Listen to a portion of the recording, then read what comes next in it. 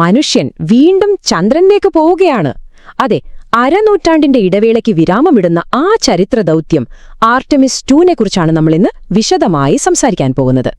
അപ്പോ ഈയൊരു വലിയ ദൗത്യത്തെക്കുറിച്ച് ശരിക്കും മനസ്സിലാക്കാൻ നമ്മൾ 5 കാര്യങ്ങളാണിന്ന് നോക്കാൻ പോകുന്നത്. അവരുടെ മടങ്ങിവരവ്, ആരാണീ പോകുന്ന യാത്രികർ, അപ്പോളോ കാലഘട്ടത്തിൽ നിന്ന് സാങ്കേതികവിദ്യ എത്രത്തോളം മാറി, എന്താണ് ഈ 10 ദിവസത്തെ യാത്രയിൽ സംഭവിക്കുക, പിന്നെ എന്തിനാണ് ഈ ദൗത്യം ഇത്രയും പ്രധാനപ്പെട്ടതാകുന്നത്. അപ്പോൾ നമുക്ക് തുടങ്ങാം. ഒന്ന് ആലോചിച്ചു നോക്കൂ. നമ്മളെ മനുഷ്യർ ഭൂമിയുടെ ആ ഒരു സുരക്ഷാ വലയം വിട്ട് പുറത്തേക്ക് പോയിട്ട് പതിറ്റാണ്ടുകളായി. ആ ഒരു വലിയ വലിയ ഇടവേളയ്ക്കു ശേഷമാണ് നമ്മൾ വീണ്ടും ആ ഒരു ചുവട് വെക്കുന്നത്. ഈ ഒരു വാചകം കേൾക്കുമ്പോൾ തന്നെ നമുക്ക് കാര്യം മനസ്സിലാകും, അല്ലേ? ഇത് വെറുമൊരു യാത്രയല്ല. ഒരുമിച്ച് മനുഷ്യരാശി എന്ന നിലയിൽ നമ്മൾ വീണ്ടും ചന്ദ്രനിലേക്കും അതിനപ്പുറത്തേക്കും കുതിക്കുകയാണ് എന്നൊരു പ്രഖ്യാപനം കൂടിയാണിത്. 54 വർഷം. ശരിക്കും പറഞ്ഞ ഒരു തലമുറയുടെ കാത്തിരിപ്പാണ്. മനുഷ്യൻ ഭൂമിയിൽ നിന്ന് ഇത്രയും ദൂരേക്ക് അവസാനമായി പോയിട്ട് ഇത്രയും കാലമായി. അപ്പോ ഈ ദൗത്യത്തിന്റെ ചരിത്രപരമായ പ്രാധാന്യം എത്ര വലുതാണെന്ന് ഊഹിക്കാമല്ലോ. അപ്പോ ആരാണ് ഈ ചരിത്ര ദൗത്യത്തിന് നേതൃത്വം കൊടുക്കുന്നത്? ഈ യാത്രയിലെ യഥാർത്ഥ ഹീറോസ്, ആ 4 ബഹിരാകാശ യാത്രികർ. നമുക്കവരെ ഒന്ന് പരിചയപ്പെട്ടാലോ? നോക്കൂ, ഈ ടീം എത്ര ഗംഭീരമാണെന്ന്.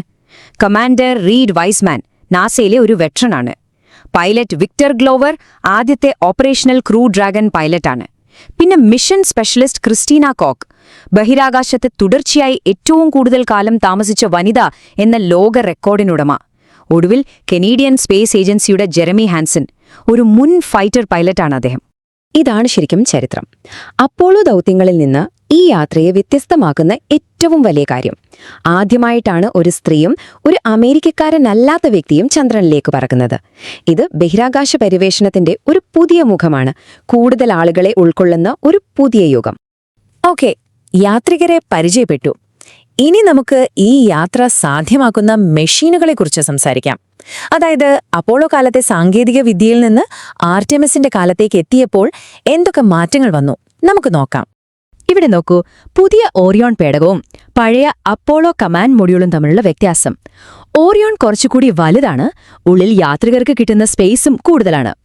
അപ്പോളോയിൽ 3 പേർക്ക് യാത്ര ചെയ്യാമായിരുന്നെങ്കിൽ ഓറിയോണിൽ 4 പേർക്ക് പോകാം. പിന്നെ ഒരു പ്രധാനപ്പെട്ട കാര്യം, ഡീപ് സ്പേസിൽ ഉപയോഗിക്കാൻ പറ്റുന്ന ഒരു ടോയ്ലറ്റ് ഇതിലുണ്ട്. അപ്പോളോ കാലത്ത് അങ്ങനൊരു സൗകര്യം ഉണ്ടായിരുന്നില്ല. ഇനി റോക്കറ്റുകളുടെ കാര്യം എടുത്താലോ, വലതുവശത്ത് നമ്മുടെ ഐക്കോണിക് സാറ്റേൺ 5, ഇടതുവശത്ത് പുതിയ SLS. കാണുമ്പോൾ തന്നെ അറിയാം, സാറ്റേൺ വിക്ക് കുറച്ചുകൂടി ഉയരമുണ്ടായിരുന്നു. പക്ഷേ ലിഫ്റ്റ് ഓഫ് സമയത്ത്, അതായത് ഭൂമിയിൽ നിന്ന് ഉയരുമ്പോൾ കൂടുതൽ ശക്തി SLSനാണ്. അതേസമയം ചന്ദ്രനിലേക്ക് കൂടുതൽ ഭാരം എത്തിക്കാൻ കഴിവുണ്ടായിരുന്നത് സാറ്റേൺ വിക്കായിരുന്നു. ഈ ചാർട്ട് നോക്കിയാൽ സംഭവം ക്ലിയർ ആകും. ലിഫ്റ്റ് ഓഫ് സമയത്തെ തള്ളൽ ശക്തി അഥവാ ത്രസ്റ്റ് സാറ്റേൺ വിയേക്കാൾ കൂടുതലാണ് SLSന്. ചുരുക്കി പറഞ്ഞാൽ വിക്ഷേപണ സമയത്ത് നാസ ഇതുവരെ നിർമ്മിച്ചതിൽ വെച്ച് ഏറ്റവും പവർഫുൾ റോക്കറ്റാണ് SLS. അപ്പോ റോക്കറ്റും പേടകവുമെല്ലാം റെഡി. ഇനി നമുക്ക് യാത്രയുടെ ടൈം ലൈനിലേക്ക് പോകാം. ആ 10 ദിവസം എന്തൊക്കെയാണ് സംഭവിക്കാൻ പോകുന്നത്? വിക്ഷേപണത്തിന്റെ ആ ആകാംക്ഷ നിറഞ്ഞ നിമിഷങ്ങൾ മുതൽ തിരികെ കടലിൽ വന്ന് പതിക്കുന്നതുവരെ നമുക്ക് ഓരോ ഘട്ടമായിട്ട് നോക്കാം. വിക്ഷേപണത്തിന് തൊട്ടുമുമ്പുള്ള ആ നിമിഷങ്ങൾ ശ്വാസമടക്കിപ്പിടിച്ച് എല്ലാവരും നോക്കിയിരിക്കും.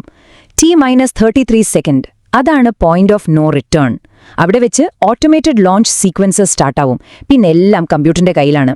അവസാനം T0യിൽ സോളിഡ് റോക്കറ്റ് ബൂസ്റ്ററുകൾക്ക് തീ കൊടുത്ത് ആകാശത്തേക്ക് അങ്ങനെ വിക്ഷേപിച്ച് കഴിഞ്ഞാൽ 1-ാം ദിവസം തന്നെ ഭൂമിയുടെ ഒരു ഉയർന്ന ഭ്രമണപഥത്തിൽ എത്തിയിട്ട് പേടകത്തിന്റെ സിസ്റ്റംസ് എല്ലാം ശരിയാണോ എന്ന് പരിശോധിക്കും. 2-ാം ദിവസം ചന്ദ്രനിലേക്കുള്ള ഹൈവേയിലേക്ക് പേടകം കയറാണ്. അതൊരു 3 ദിവസത്തെ യാത്രയാണ്. 5-ാം ദിവസം ദൗത്യത്തിന്റെ ഹൈലൈറ്റ്, ചന്ദ്രന്റെ മറുപുറം ചുറ്റി ഭൂമിയിലേക്ക് തിരികെ യാത്ര തുടങ്ങും. ഒടുവിൽ 10-ാം ദിവസം ഭൂമിയുടെ അന്തരീക്ഷത്തിലേക്ക് ഒരു ഫയർബോൾ പോലെ റീഎൻട്രി നടത്തി സമുദ്രത്തിൽ വന്ന് പതിക്കും. 4,02,000 കിലോമീറ്റർ, അത്രയും ദൂരെയായിരിക്കും അവർ ഭൂമിയിൽ നിന്ന്. ഇത് വെറുമൊരു സംഖ്യയല്ല. 54 വർഷം മുൻപ് അപ്പോളോ 13 സ്ഥാപിച്ച റെക്കോർഡാണ് ഇവർ തകർക്കാൻ പോകുന്നത്. ചരിത്രത്തിൽ ഇന്ന് വരെ ഒരു മനുഷ്യനും ഭൂമിയിൽ നിന്ന് ഇത്രയധികം ദൂരേക്ക് പോയിട്ടില്ല. അതൊരു വല്ലാത്ത നിമിഷമായിരിക്കും, അല്ലേ? ഇത്രയും കാര്യങ്ങൾ കേട്ടപ്പോൾ നിങ്ങൾക്കൊരു ചോദ്യം തോന്നാം, എന്തിനാണ് ഈ ദൗത്യം ഇത്ര പ്രധാനപ്പെട്ടതാകുന്നത്? ചന്ദ്രന്റെ അടുത്തൂടെ ഒന്ന് പോയി വരുന്നു, അത്രയല്ലേ ഉള്ളൂ?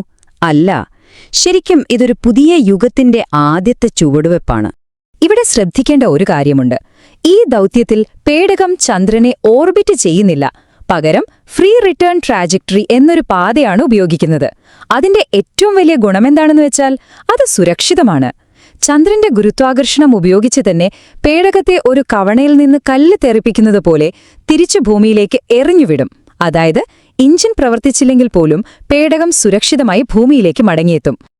അതുകൊണ്ട് നമ്മൾ മനസ്സിലാക്കേണ്ട പ്രധാന കാര്യം ഇതാണ്: ആർടെമിസ് 2 ഒരു ടെസ്റ്റ് ഫ്ലൈറ്റ് ആണ്, ഒരു പരീക്ഷണ പറക്കൽ.